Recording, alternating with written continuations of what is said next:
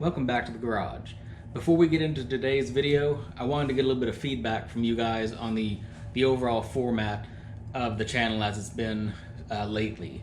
Those of you who have been watching since the beginning, those really early videos where I truly didn't know what I was doing on YouTube, I just talked overall way too much and didn't show a lot of the work, just what happened after. And then I kind of found my stride and my editing style and figured things out and started to show you what I was working on, the process of working on it, and then the finished product, I guess, as it is. Some of the videos I try to be actually informative and talk through the process and do the process, but I don't know how useful that is. With these newest videos being 20 and 30 minutes long sometimes, after I edit down all of the fluff of just me generally inventing a language consisting of only 4-letter words while trying to get something rusty unstuck. I don't know if a lot of you want to sit around and watch all that if it's not really all that amusing and informative.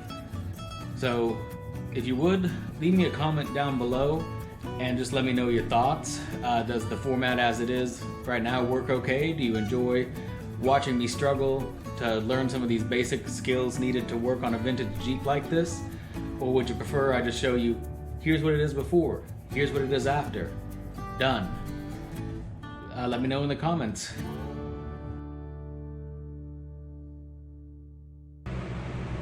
Another day, another set of brake problems being solved. Got this eccentric freed up nicely. Got the new ones in. Maybe tighten that one down too much, but with any luck that zinc coated nut will help it not lock up completely. But getting it back together. Well, I almost let myself get complacent. I thought, you know, these brake lines, they're just dirty, but they're fine. And then I get over here and look at how pitted this thing is, and that's not fine. What am I doing? Back to making brake lines. I might actually be gaining some skill.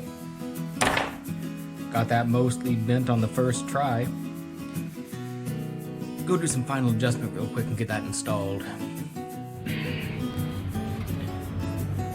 Well, I don't want to say I'm getting good at this, because good takes time and practice, but I'm getting okay at this. This is probably the first time I've looked at the Jeep from this underneath angle here. Finally getting a good look at that. Man, this guy must have backed into a tree or something pretty hard to snap it off like that. But there's a few waves in here that I'm gonna have to work on eventually. Yikes. And then we get over here to the differential cover, which I hadn't really looked at that much either. Is that a big old booger weld on there? Could I have a hole in my diff cover? Oh, every day is an adventure on this thing. And while I'm under here looking at stuff from a new angle, I don't really see a problem with this rear corner. There's no ripped out metal or anything. It looks pretty solid. I don't understand why there's this cover, this little patch cover over the back. Got a few dirt dauber nests I gotta knock out, but I should be able to put the spare tire carrier right back in the factory location. Well, they say in for a penny, in for a pound, so I don't know what the guy before me was thinking. I guess they just made too long of a line and did a little bit of a swoop there. But I'll make this one a little bit shorter so it'll fit better and remake it better. Between working on the eccentrics on that side, making some new lines, having to stop and mow the lawn before it rained, and then coming back in here and having to cut this one a little bit shorter, make it a little bit less wavy than the old one. This one is finally done.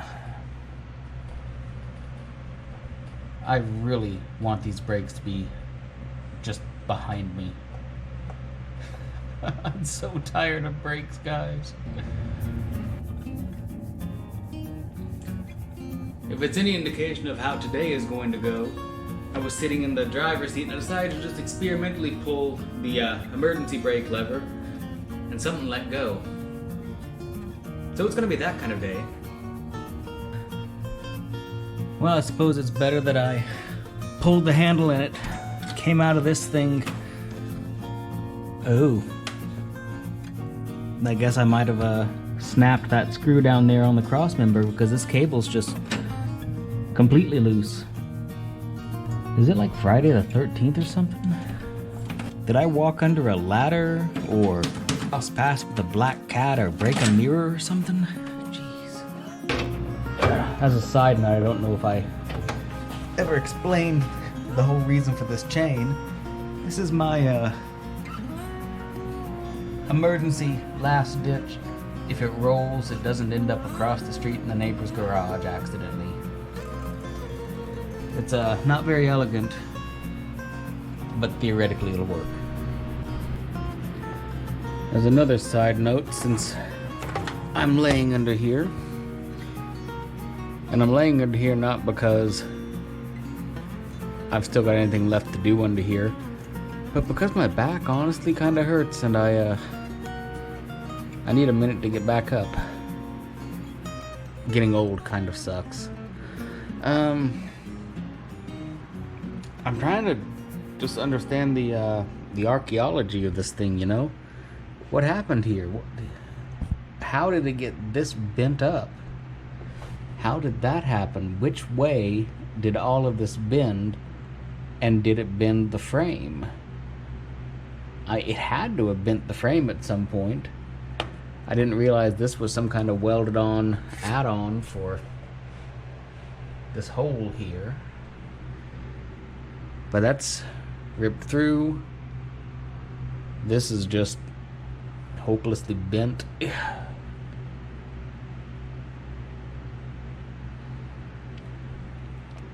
I don't know. There's no way that this doesn't have frame damage. When I see a couple of chunks missing out of it here, whether that's rust or what, I don't know, but whenever I get to the body off part of this restoration, I am I'm really gonna have to do some measuring and find out what's square and what's not. Probably none of it. The more I look at it, the worse it gets. So this back panel was just destroyed, and I guess someone made some roughly the same shaped panel and bondoed it in.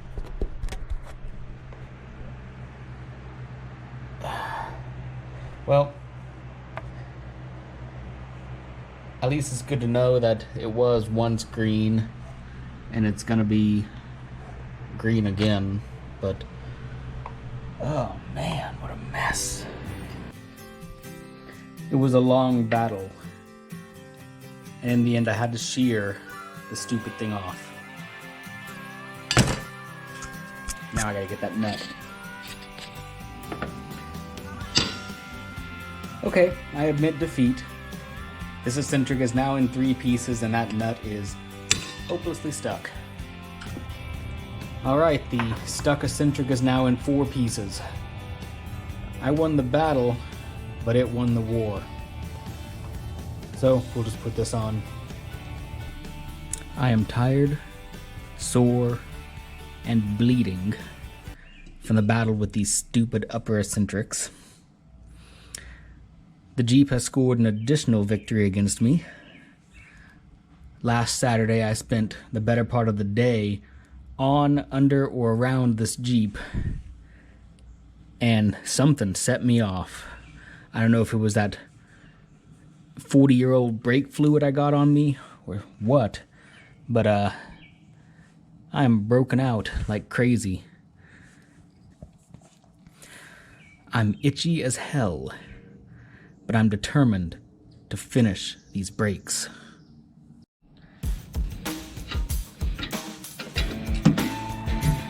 At this point, I'm totally okay with it just shearing off like the other one did. Heat did not loosen this up. PB Blaster and heat did not loosen this up. WD-40 and heat did not loosen this up. So I guess brute force is all we got left. What's spinning in that? Oh, the eccentric.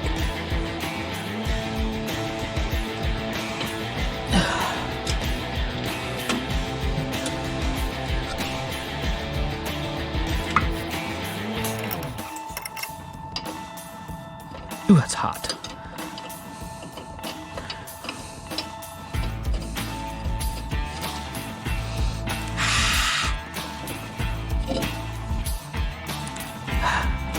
I win.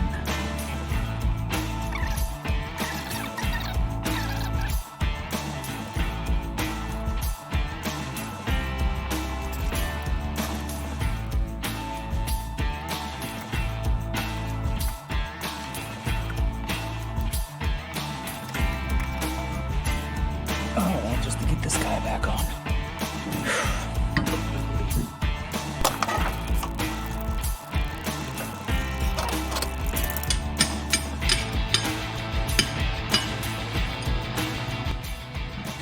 Washer again. Hole is straight up and down pretty much.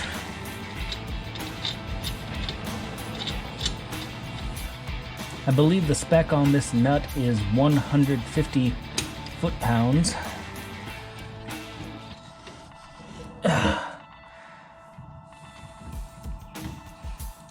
That'll be difficult.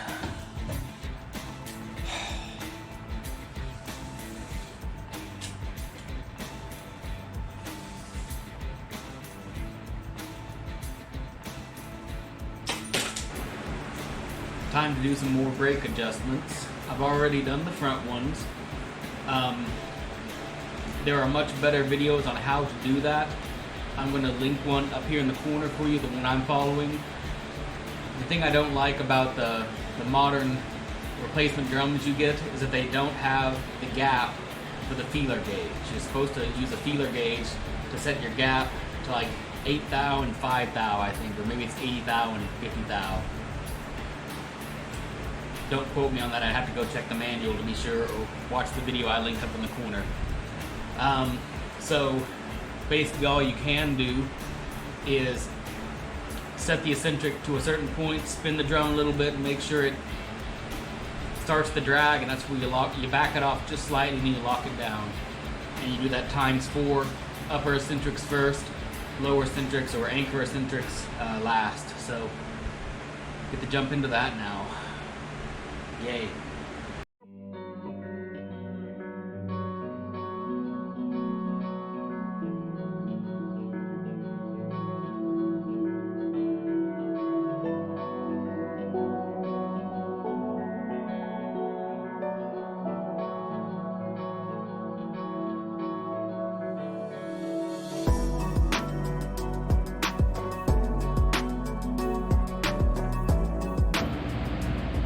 There is a specialized wrench that you can get that is uncommon to find these days, and when you do, it's ridiculously expensive on eBay.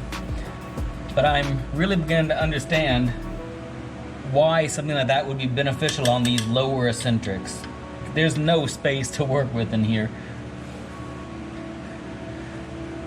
And it is, when these are brand new, I don't know if you just saw that minuscule amount that I just moved that lower eccentric, but that's the difference right there. Just a nudge. If the wrench was this long, yeah, you could see it, but right there, I can spin the thing. Just a nudge. Well, there. You can feel a drag right there. Tiniest little adjustments.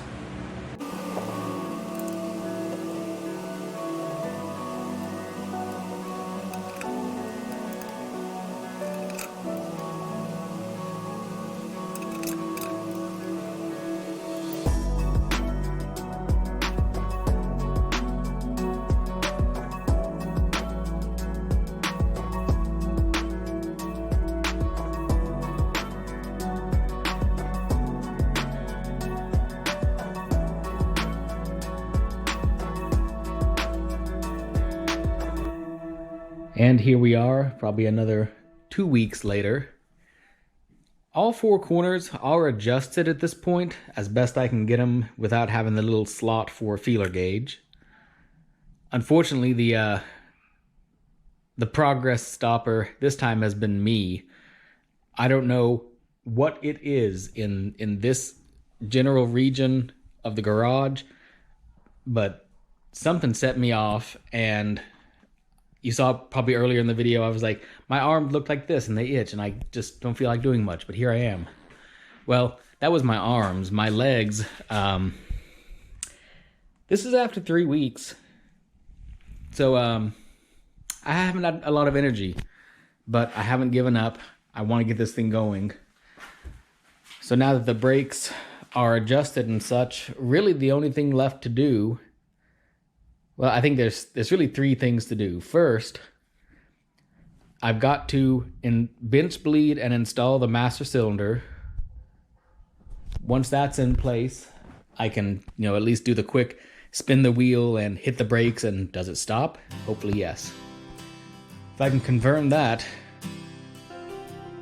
really the next big thing to do is just to go ahead and actually do the oil change, transmission, and transfer case, get those drained. And then technically I could take this thing for a drive. It won't quite be legal. I still need to get those headlights. I still need to get some form of turn signals on it maybe. And I want to get the tail lights in some form of functional back there, which means a little bit of wiring, a little bit more of a hack job wiring until I can go buy a full harness. But that is where the project sits at this point. I'm hoping to have a little bit more energy. It's a bit humid and, well, it looks like it's gonna be raining again today soon. So I don't get to do a lot more, but I've still got a ton of little things. I need to replace this little fuel line here because it doesn't look like it, but this one is kind of seeping somewhere. I don't know where, but at one of these fittings it was seeping gas a little bit, which caused a lot of the gas to evaporate, so it's out of gas again. Can't even start it up just to see if it runs. I've got, hey, some more distraction. This thing is actually my great-grandfather's, and this one was my grandfather's, and that's a side project for another video. Some of the non-Jeep related stuff. I finally got the oil lines in for that oil filter container because those are seeping oil everywhere and it's a mess. I'll be glad to have that cleaned up with the oil change. Oh, and I was about to end the video just a little bit too soon. I did pick up seat belts, so I'll be installing those at some point. It is a Willys Jeep. If you take a turn a little bit too fast, you might get slung out of it, and I'm not quite ready to die just yet, so I'll get some good enough seat belt on it. Hopefully the floor is not Swiss cheese enough that it'll actually attach on both sides. And that'll just add a little bit of basic safety to it. Arkansas does have seatbelt laws, and I get the feeling that there's probably an exemption for it if it's before they were required, but just safety first. Let's just work around that problem before it becomes a problem. But that's it for this one, guys. Thanks for sticking with me on this thing. I know it's just the brakes alone have been way longer than they should have been, but it is quite a bit of work. So that's it for this one. Thanks for hanging out, and hopefully in the next couple of weeks I'll be able to have these brakes just done, out of the way. This time, legitimately, these brakes could quite possibly be done in the next video. And then from there, it's just some oil and fluid changes, and then we get to drive it out of the garage. Thanks for watching.